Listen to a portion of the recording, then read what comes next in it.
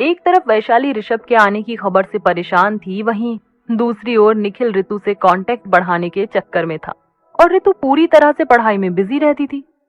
उस दिन जब निखिल ऋतु को छोड़ने उसके हॉस्टल तक गया था, तब से निखिल आए दिन उसको कॉल या मैसेज करके बात करने की कोशिश करता रहता। कभी पढ़ाई के बारे में पूछता, कभी कोचिंग के बारे में, और कभी कोई बात नहीं होती तो यूं ही कोई जोक फॉरवर्ड कर देता या फिर गुड मॉर्निंग गुड नाइट का मैसेज ही कर देता था।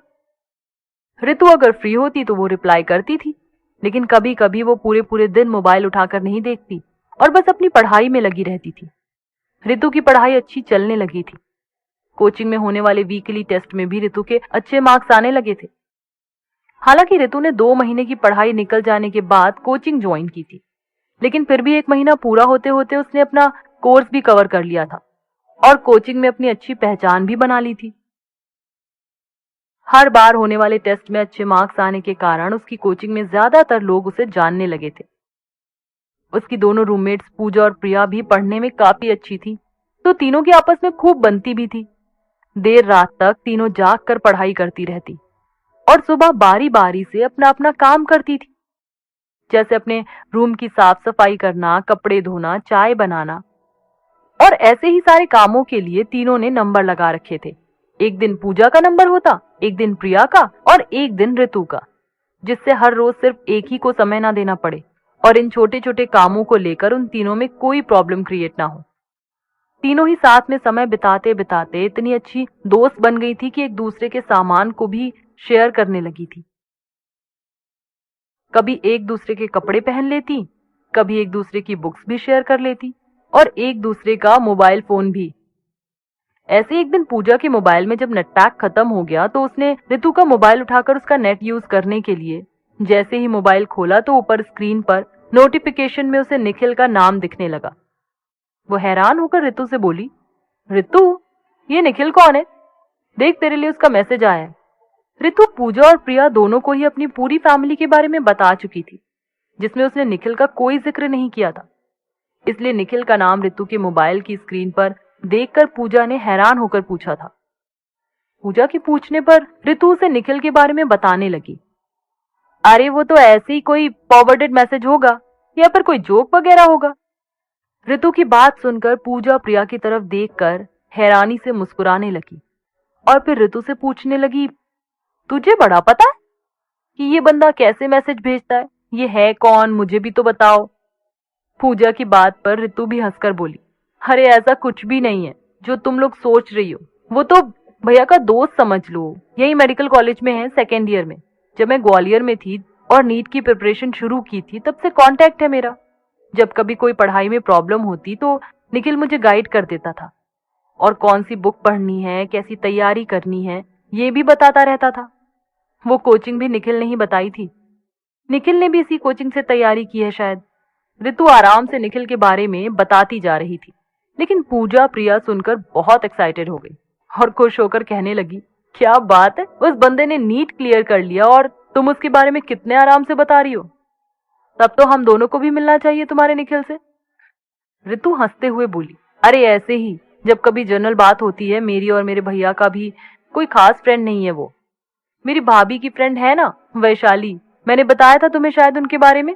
उनका छोटा भाई है, छोटा नहीं सॉरी बड़ा, ऐसे बहुत दूर का कॉन्टेक्स्ट है। और वो तो जब से यहाँ दिल्ली आई हूँ तो थोड़ी ज्यादा बात होने लगी है। उस दिन जब संडे को भैया के साथ गई थी तब निखिल के रूम पर भी गई थी और वो मुझे वापस हॉस्टल छोड़ने भी आया था। तभी से ज्यादा मैसेज वगैरह करने लगा है। मैं तो रिप्लाई भी नहीं करती हूँ, जब कभी टाइम पर देख लेती हूँ तो रिप्लाई कर देती हूँ। वैसे तुम दोनों इतना खुश क्यों हो रहे हो निखिल के बारे में सुनकर? तो प्रिया बोली, अरे तुझे बैठे बिठाए इतना अच्छा लड़का मिल रहा है दोस्त बनाने के लिए, और पूछ रही है कि खुश होने वाली क्या बात है। ऋतु बोली, अरे पागल हो क्या तुम दोनों, पढ़ने आई हो या फिर ये सब मस्ती करने?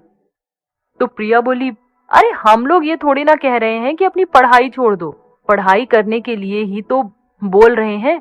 यार वो ऑलरेडी इस स्टेज से निकल चुका है, वो अच्छे से हम लोगों की हेल्प कर सकता है। प्रिया की बात सुनकर ऋतु बोली, हाँ वो तो कर सकता है। इनफैक्ट निखिल ने मुझसे बोला भी था कि अगर कोई हेल्प चाहिए तो बता देना। ये भी कहा था कि मैं जब चाहूं उसके रूम पर जाकर पढ़ाई कर सकती हूँ। ऋतु की ये बात सुनकर पूजा और प्रिया एक दूसरे को देखकर कहने लगी, हो क्या बात है, तू तो छुपी रुस्तम निकली।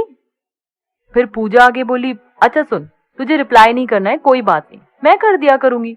रितु बोली, तू क्यों करेगी रिप्लाई, निखिल तुझे जानता कहाँ है जो तू उससे बात करेगी।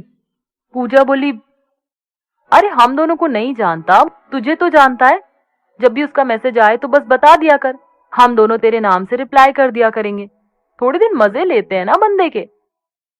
इस बात पर हैरान होकर रितु बोली, तुम लोग सच में पागल हो गई हो यार, ऐसे किसी को परेशान करके क्या मिलेगा, और दूसरी बात, पढ़ाई से भी तो दिमाग हटेगा। पूजा बोली, दिमाग हटेगा या और ज्यादा पढ़ाई में लगेगा, जब पढ़ते पढ़ते बोर होंगे तब थोड़ी बहुत चैट कर लिया करेंगे। तू करके तो देख, वैसे भी तुझे करना ही क्या है, बस मोबाइल ही तो देना है। रितु बोली, कुछ गड़बड़ हो गई ना तो भैया बहुत गुस्सा करेंगे। रितु को इस तरह घबराता हुआ देखकर पूजा और प्रिया जोर से हंसने लगी और बोली, कुछ नहीं होगा मेरी माँ, इतना मत डर। इसी तरह बातें करते करते बीच में ही पूजा ने उस मैसेज पर क्लिक किया और निखिल को रिप्लाई मिला, हेलो, क्या हो रहा है।